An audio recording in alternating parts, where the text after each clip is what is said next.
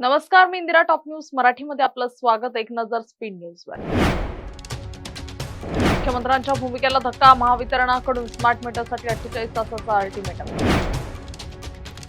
मोहनराजे निंबाळकर प्रकरणाची आज मुंबई सत्र न्यायालयात सुनावणी. तब्बल 20 वर्षांनंतर निकाल लागण्याची शक्यता.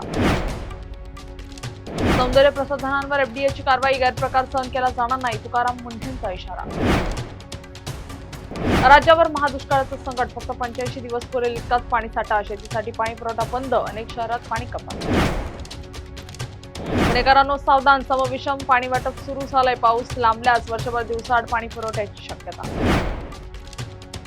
पुणेकरांना महागाईचा फटका, सीएनजी आणि पीएनजीच्या दरात तिसऱ्यांदा वाढ. विधान परिषद निवडणुकीसाठी एआयसीसीच्या सूचनांकडे राज्यातील काँग्रेसच्या बड्या नेत्यांची पाठ, काँग्रेसचा अंतर्गत कलह सवाट्यावर.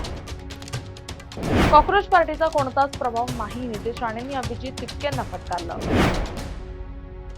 सोमवती अमावस्येला जेजुरीत भक्तिसागर, भाविकांचा येळकोट येळकोट, जय मल्हारचा जयघोष, करा नदीवर नाही स्नान.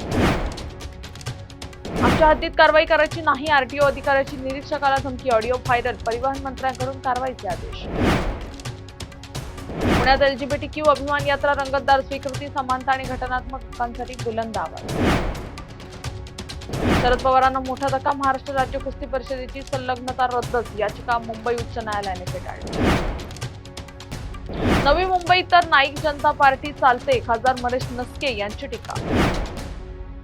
नवी मुंबई विमानतळाचा मोठा सन्मान, जगातील सर्वात सुंदर विमानतळ यादीत समावेश. स्वदेशी इलेक्ट्रिक बोट जलवाहतुकीसाठी सज्ज, परवडणाऱ्या जलवाहतुकीचा मार्ग खुला होणार. टॉप न्यूज मराठीच्या टॉप स्पीड न्यूज मध्ये आता इथेच थांबूया. आताच्या बातम्या आणि घडामोडींसाठी पाहत राहा टॉप न्यूज मराठी. आपला महाराष्ट्र, आपली बातमी.